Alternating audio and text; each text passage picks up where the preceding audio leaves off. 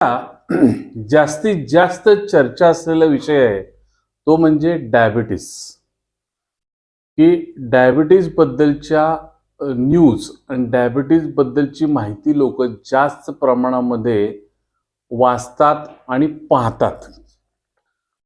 तर ह्याचं कारण काय, तर day by day diabetic peoples are increasing.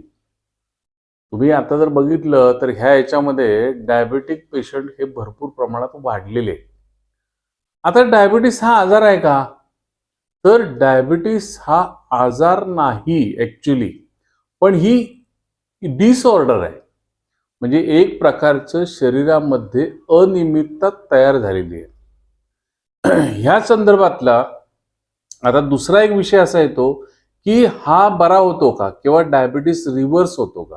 आता डायबिटीस रिव्हर्स होतो का याचा अर्थ काय, की डायबिटीस कुठल्या तरी पद्धतीनं होतो आणि तो परत कमी होतो, असे दोनच यामधने आपल्याला अर्थबोध होऊ शकतात. तर रिव्हर्स होतो का आणि जर होत असेल तर कोणत्या मार्गाने होतो हे समजण्यासाठी तुम्हाला पहिलं म्हणजे काय जाणून घेतलं पाहिजे की डायबिटीस म्हणजे नेमकं काय. मी आहे डॉक्टर राजोपाध्ये, आपण पाहतात शाकल्य कट्टा. तर पहिला विषय आपला असा असणार आहे की डायबिटीस आणि प्री डायबिटीस म्हणजे काय. त्यानंतर तर मी दुसरा तुम्हाला मुद्दा सांगणार आहे तो म्हणजे कोणाला तो होऊ शकतो. प्री डायबिटीस डायबिटीस कोणाला होऊ शकतो, त्याची लक्षणे काय असतील साधारणपणे, आणि त्याचं डायग्नोसिस निदान कसं करता येईल आणि त्याच्यावरचे उपचार, असे टप्प्याटप्प्याने मी तुम्हाला माहिती देणार आहे. आता तुम्ही शरीरामध्ये ज्या वेळेला अन्नाचं पचन होतं म्हणजे काय, तुम्ही जे काही अन्न खाता ते अन्न खाल्ल्यानंतर त्याच्यापासून अन्नरस बनतो आणि तो अन्नरस रक्तामार्फत संपूर्ण शरीराला मिळत असतो. ज्या वेळेला तो अन्नरस रक्तवाहिन्यातनं व्हायला लागतो त्यावेळेला पॅनक्रिया नावाची स्वादुपिंड ग्रंथी जी असती, ती स्वादुपिंड ग्रंथी स्वतःच्या संप्रेरक सोडत असती. ती संप्रेरकाचं नाव आहे इन्सुलिन. आता हे इन्सुलिन जसजसं तुम्ही अन्नरस वाढत जाईल तसं इन्सुलिनचं प्रमाण हे रक्तामध्ये जमा व्हायला लागतं. ही झाली प्रोसिजर नॉर्मल. आता या नॉर्मल प्रोसिजर मध्ये काय बिघाड होतो जनरली, की अन्नरस जरी आपण घेतलेला आहे तरी सुद्धा इन्सुलिन काही प्रमाणात येत नाही. अशा कंडिशन मध्ये तो अन्नरस किंवा ती जी ऊर्जा युटिलाइज होत नाही तशीच शिल्लक राहते. तर ती ऊर्जा म्हणजे आपल्याला दिसणारी रक्तातील साखर होय. आता असं का घडतं, तर त्या संदर्भात तुम्हाला सगळ्यात महत्वाचं म्हणजे की कन्झम्पशन प्रोसेस कशी आहे, म्हणजे ग्लुकोजचं किंवा जो अन्नरस आहे तो अन्नरस शरीरामध्ये कशा पद्धतीनं विघटन करून त्याच्यापासून ऊर्जा निर्मिती होती, हा मुद्दा एक समजून घेणं अतिशय आवश्यक आहे. तर तो तुम्ही थोडासा बारकाईनं बघा. व्हिडिओ पण दाखवलेला आहे तुम्हाला आणि मी पण सांगतोय. तर त्यामध्ये जी रक्तवाहिनी तिचा असा आडवा छेद घेतलेला आहे आणि त्या आडव्या छेदामध्ये जे रक्त दिसते त्या रक्तामध्ये एक पेशी दिसते, ती मोठ्या आकाराने मी दाखवलेली आहे समजण्यासाठी. तर त्या पेशीमध्ये काय तुम्हाला दिसते, तर असे हिरवे डॉट्स आणि काही निळे डॉट्स दिसत आहेत आणि मध्ये एक सेल दिसते आणि ती सेल जी आहे त्या सेलमध्ये काही हिरवे डॉट्स जाताना दिसतील आणि एक निळा डॉट तिथे एक बटन असल्यासारखं दाबेल आणि ते मग हिरवे डॉट्स आतमध्ये जातील आणि त्या पद्धतीनं मग जे हिरवे डॉट्स आहेत ते हिरवे डॉट्स म्हणजे शुगर आणि जे निळे डॉट्स आहेत ते म्हणजे इन्सुलिन. हे तुम्ही पहिलं समजून घ्या. इन्सुलिन काय करतं, तर इन्सुलिन हे एक की आहे सेलमध्ये शुगर आतमध्ये सोडण्यासाठी, अन्नरस आतमध्ये सोडण्यासाठीची ती की आहे. आता काय होतं, ही प्रोसेस चालू असते, पण प्रोसेस चालू असता असता काय होतं, शरीर संकेत देतं की मला आता, म्हणजे कोण देतं संकेत, पेशी देतं की मला आता जास्त शुगर नको आहे, माझी शुगर व्यवस्थित आहे. तर त्यावेळेला शरीराला काय संकेत मिळतो की त्या शुगरचं तुम्ही मेदामध्ये रूपांतर करा. मग तो पिवळा एक सेल दिसतो तुम्हाला, तो मेदामध्ये झालेला रूपांतरित. आणि तो मेद जर जास्त प्रमाणात वाढायला लागला तर तो संपूर्ण परत रक्तामध्ये पसरायला लागतो आणि मग त्या सेलमधनं तो मेद बाहेर पडतो, परत तो रक्तामध्ये पसरायला लागतो.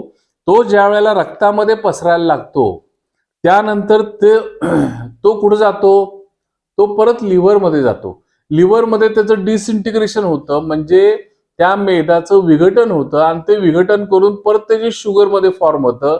परत तो रक्तामध्ये जातो, रक्तातल्या पेशीमध्ये जातो, परत मेद तयार होतो आणि मेद तयार होऊन परत तो लिव्हरकडे जातो. अशा पद्धतीनं हे दुष्टचक्र सतत चालू राहतं.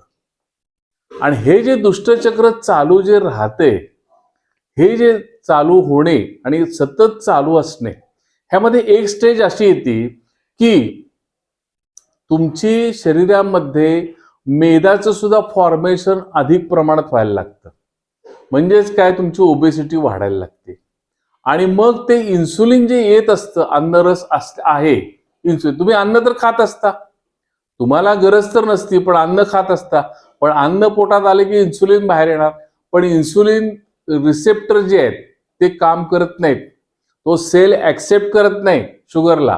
का करत नाही आहे, तर ऑलरेडी फॅट त्या सेलमध्ये आहे, त्यामध्ये स्टोरेज आहे, त्यामुळं तो आतमध्ये तुम्हाला येऊन देत नाही. आणि मग त्यामुळं काय होतं, फॅट्स फक्त वाढायला लागतात शरीरामध्ये, एनर्जी लॉस होते हळूहळू आणि थकवा वाटायला लागतो, कारण तो रिसेप्टर काम करायचं कमी होतो. तो जो इन्सुलिन रिसेप्टर आहे, हा रिसेप्टर काम करायचं कमी होतं. मग तिथं इन्सुलिन येऊन सुद्धा जर इन्सुलिन रिसेप्टरनं तो दरवाजा उघडला नाही शुगर आत जाण्यासाठी, तर काय होणार आहे, आतमध्ये शुगर जाणार नाही. सेलच्या आतमध्ये शुगर गेली नाही की त्याचं ज्वलन होणार नाही, म्हणजेच ऊर्जा तयार होणार नाही. पर्यायानं काय होणार आहे, शरीरामध्ये साखर किंवा अन्नरस हा साठवला जाणार आहे. जरी त्याचं मेदामध्ये रूपांतर केलं तर फॅट टिश्यूमध्ये त्याचं रूपांतर होत राहील. पण फॅट वाढल्यानंतर तरी सुद्धा जर तुम्ही अन्न खात राहिला तरी सुद्धा काय होणार आहे, परत फॅट वाढणार आहे आणि मग ही अनियमितता होती. ह्याला म्हणायचं इन्सुलिन रेझिस्टन्स स्टेज. ह्याच्यामध्ये इन्सुलिन काम करायचं कमी होतं, कारण इन्सुलिन रिसेप्टरच तिथं अलाउ करत नाही. आणि तो इन्सुलिन रिसेप्टर ज्या वेळेला तुम्हाला शुगर सेलमध्ये जाण्यासाठी अलाउ करेल त्याच वेळेला ती शुगर आतमध्ये प्रवेश करू शकते. तर ही झाली इन्सुलिन रेझिस्टन्सची स्टेज, म्हणजेच ह्याला म्हणायचं प्री डायबेटिक स्टेज. आणि ह्याच्या जर पुढं आणखी गेलं प्रकरण हे, तर ती येणारी स्टेज आहे ती म्हणजे डायबिटीस. आता ह्याच्यामध्ये कोण सफर होऊ शकतं, ह्या सगळ्या सिस्टीम मध्ये कुठला वयोगट, कुठली लोक जास्त सफर लगेच होऊ शकतात, तर त्यामध्ये 45 वर्षाच्या पुढची जी लोक आहेत ती सफर होऊ शकतात. त्यानंतर ज्यांना फॅमिली हिस्ट्री आहे प्री डायबेटिक डायबेटिकची ती सफर होऊ शकतात. जी लोक अल्कोहोल कन्झम्पशन, स्मोकिंग अशा पद्धतीचं ज्यांचं खाणं आहे किंवा अवेळी खाणं आहे, रात्रीचं जागरण आहे किंवा खाण्यावर खाणं आहे, सॉफ्ट ड्रिंक कोल्ड ड्रिंक्स पिण्याचं प्रमाण जास्त आहे, आईस्क्रीम पेस्ट्री वगैरे खाण्याचं प्रमाण जास्त आहे, अशांमध्ये सुद्धा ही स्टेज येऊ शकते. किंवा जी लोक भुकेचा न विचार करता टेस्टसाठी खात असतात त्यांच्या बाबतीत सुद्धा हा फरक पडू शकतो. आणि ड्रग्ज जी असतात साधारणपणे कॉर्टिकोस्टेरॉइड्स आहेत, अँटीसायकोटिक ड्रग्ज आहेत, त्याचबरोबर काही व्हॅक्सिन्स आहेत, ह्याचा परिणाम म्हणून सुद्धा काही वेळेला अशी परिस्थिती निर्माण होऊ शकते. म्हणजे ही शक्यता तुम्हाला सांगितली कुठल्या कुठल्या लोकांना किंवा कुठल्या कुठल्या कारणामुळं अशी प्री डायबेटिक आणि डायबेटिक स्टेज येऊ शकते हे मी तुम्हाला सांगितलं. आता इन्सुलिन अकार्यक्षम झाल्यानंतर होईल काय तुमच्या शरीरामध्ये, तर पहिलं म्हणजे तुमची फॅटी लिव्हर होईल. फॅटी लिव्हर म्हणजे जसं मी सांगितलं की रक्तातलं जी साखर आहे त्याचं रूपांतर गरजेपेक्षा जर जास्त कन्झम्पशन व्हायला लागलं तर त्याचं फॅटमध्ये रूपांतर व्हायला लागतं आणि मग हे फॅट तुमच्या लिव्हरवर सुद्धा डिपॉझिट व्हायला लागतं. आणि मग त्याला फॅटी लिव्हर असं म्हणतात. त्यावेळेला लिव्हर अकार्यक्षम व्हायला लागतं. त्याच्यानंतर पीसीओडी. आता सध्या काही मुलींच्यात आपण सारखं बघतोय की पॉलिसिस्टिक ओव्हॅरियन डिसीज आहे, त्यांचे पाळी वेळेवर येत नाही, त्यांना पाळी वेळेवर होत नाही. तर त्याचं एक कारण हे प्री डायबेटिक स्टेज सुद्धा असण्याची शक्यता आहे. त्यानंतर दुसरं एक कारण आहे म्हणजे तो दुसरं एक लक्षण दिसू शकतं म्हणजे कुशिंग सिंड्रोम. कुशिंग सिंड्रोम म्हणजे काय? तो मनुष्य असं गोल फुगोट्यासारखा नुसता दिसायला लागतो. त्याचं डोकं लहान, शरीर मोठं, परत खुबे सुटलेले आणि थुलथुलीतपणा, मस्क्युलरनेस काही नसतो. आणि तिसरं एक त्याच्यानंतर त्याची जी रिस्क आहे ती म्हणजे हायपोडिस्ट्रॉपिक सिंड्रोम ज्याला म्हणतो. हायपोडिस्ट्रॉपिक सिंड्रोम याचा अर्थ असा आहे की कालांतरानं तुमच्या शरीरामध्ये मसलचा लॉस व्हायला लागतो, फॅटचा लॉस व्हायला लागतो, मसल वेस्टिंग व्हायला लागतं आणि फॅटही लॉस व्हायला लागतं. आता हे का लॉस व्हायला लागतं? जर मी तुम्हाला सांगितलं सुरुवातीला किंवा फॅट ॲक्युम्युलेट होत असतं, पण रिस्क फॅक्टर काय होते शेवटी की जर का इन्सुलिनच रिस्पॉन्ड द्यायचं बंद झालं तर जे शिल्लक फॅट आहे, जे शिल्लक मसल मास आहे ते कमी व्हायला लागतं आणि शरीराला एनर्जी मिळायला लागते.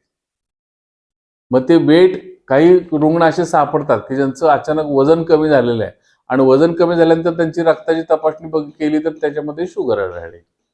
तर ही केस ह्याच्यामध्ये हा रिस्की फॅक्टर आहे. आता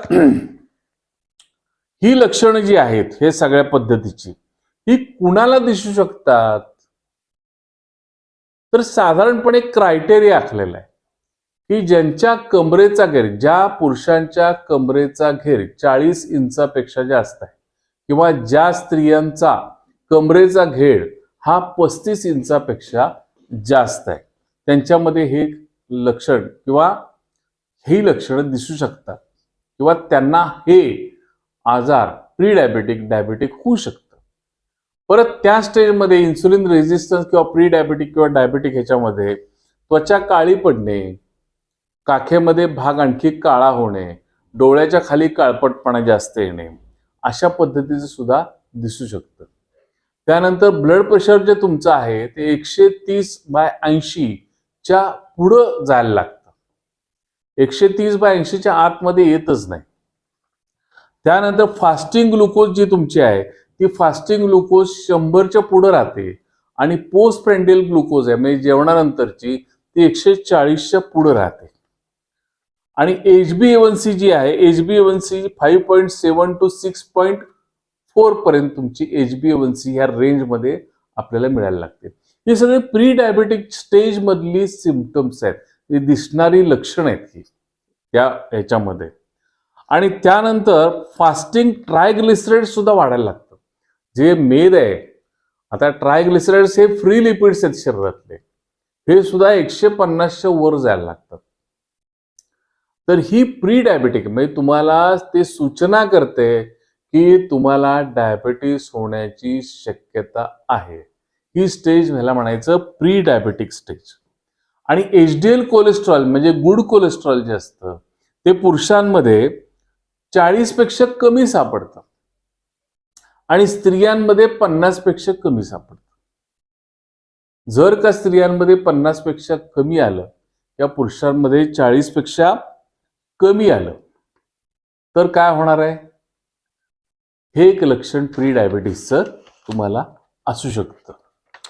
आता प्री डायबिटिक्स मध्ये जी खबरदारी घ्यायची ती खबरदारी जर तुम्ही घेतली नाही तर तुम्हाला काय होऊ शकतं? तर ती खबरदारी म्हणजे काय?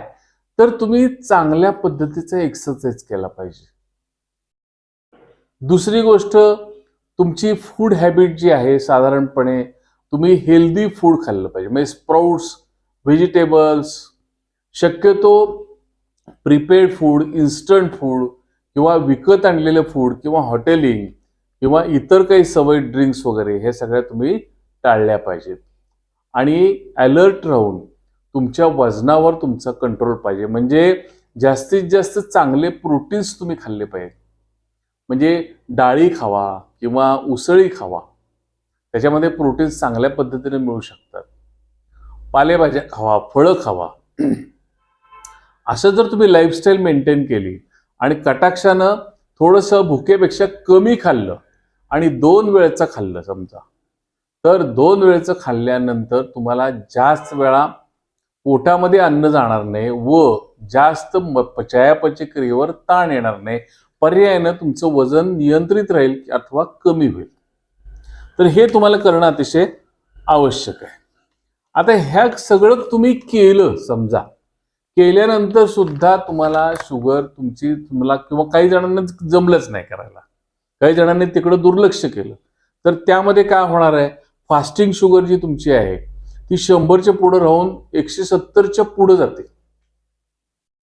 म्हणजे ज्या लोकांची फास्टिंग शुगर 170च्या पुढे गेलेली आणि पोस्ट पेंडियल म्हणजे जेवणानंतरची शुगर ही 200च्या एकदम पुढे गेली, तर ते बक्के डायबिटिक पेशंट आपल्याला म्हणून म्हणताय.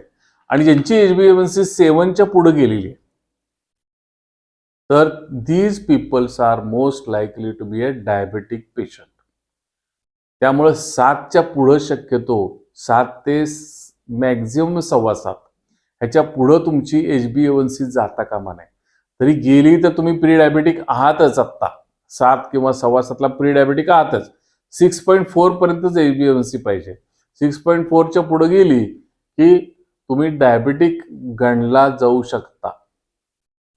आणि मग ह्याला जर तुम्ही ह्या सगळ्या गोष्टी कंट्रोल करण्याकरता मग औषधाची अतिशय गरज आहे. आता बरीचशी लोक काय करतात, औषधं खातात. औषधं खाऊन झाल्यानंतर आम्हाला सांगतात की आता आमची शुगर ओके, आता मी औषधं बंद केलीत. जो पेशंट हा परमनंटली डायबेटिक झालेला आहे, की ज्याला डायबिटीस हे लेबल लागलेलं आहे, ही हॅज अ डायबेटिक, आणि हे लेबल जर त्याला डायबिटीस हे लेबल लागलेलं आहे, तर त्या रुग्णांमध्ये त्यांचा जो समज असतो की माझी शुगर आता कंट्रोलमध्ये आली तर मला काय गोळ्या घ्यायची जरूर नाही, असे काही रुग्ण विचारतात. तर ते चुकीचं आहे. कमी करता येतात गोळ्या तुम्हाला हळूहळू कमी करता येतात. जसं प्री डायबिटिक्स हे रिव्हर्स होऊ शकतं.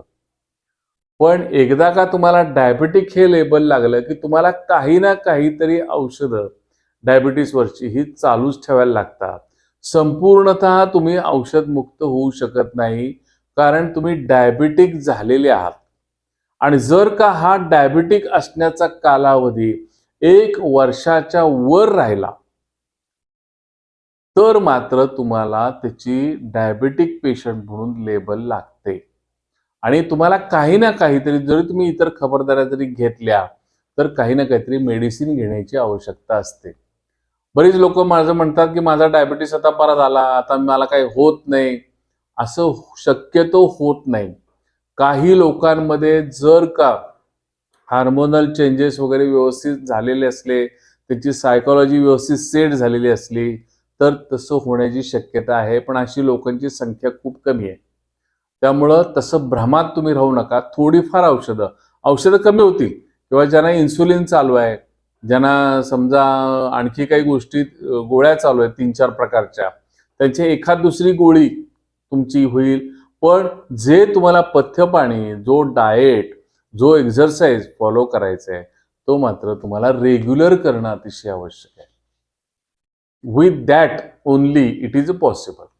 म्हणजे ह्या सगळ्या गोष्टी केल्यानंतरच हे शक्य होणार आहे. लाईफस्टाईल तुमची व्यवस्थित ठेवली पाहिजे, तुमची मानसिकता चांगली ठेवली पाहिजे, निरोगी ठेवली पाहिजे. ह्या सगळ्या गोष्टी त्याच्यामध्ये आल्या. त्यामुळे हेल्दी फूड आलं, डाएट आला, एक्सरसाइज आला, रेग्युलर करणं महत्वाचं आहे, त्याबरोबर मेडिसिन्स आले. आता ह्याच्यामधनं तुम्हाला काय घ्यायचं आहे, तर स्वतःची तब्येत तुम्ही स्वतः ओळखायला शिका. तुम्ही सगळ्या गोष्टी डॉक्टरवर अवलंबून टाकू नका, की बाबा काही नाही मला तुम्ही बरं करा, असं नसतं. तुम्ही स्वतःची तब्येत स्वतः ओळखा, स्वतःला काय आवश्यक आहे ते कटाक्षानं त्याचं पालन करा. डॉक्टर तुम्हाला डायरेक्शन देतो, तुम्हाला सांगतो, पण ह्याच्या पलीकडे जाऊन तो तुमच्या भूमिकेत जाऊ शकत नाही. त्यामुळे तुम्हालाच ह्या सगळ्या गोष्टी करणं आवश्यक आहे. त्याचबरोबर तुम्ही रेग्युलर डॉक्टरचा सल्ला घेणं आवश्यक आहे. आणि हे जे आत्ता मी तुम्हाला जे काही गोष्टी 4 सांगितल्या, अशा पद्धतीचे व्हिडिओज बघणं, अशा पद्धतीचा तुम्ही एखादा स्टडी करणं, की जेणेकरून तुम्हाला एक्झॅक्ट काय डायबिटीस म्हणजे काय याची एक आयडिया तुम्हाला येऊ शकते. जर काही माझी माहिती तुम्हाला आवडली असेल तर अनेकांना तुम्ही ही माहिती शेअर करा. शाकले कट्टा हा जर चॅनल आजपर्यंत तुम्ही सबस्क्राईब केलं नसेल तर कृपया सबस्क्राईब करा. बेल आयकॉन दाबायचं विसरू नका. धन्यवाद.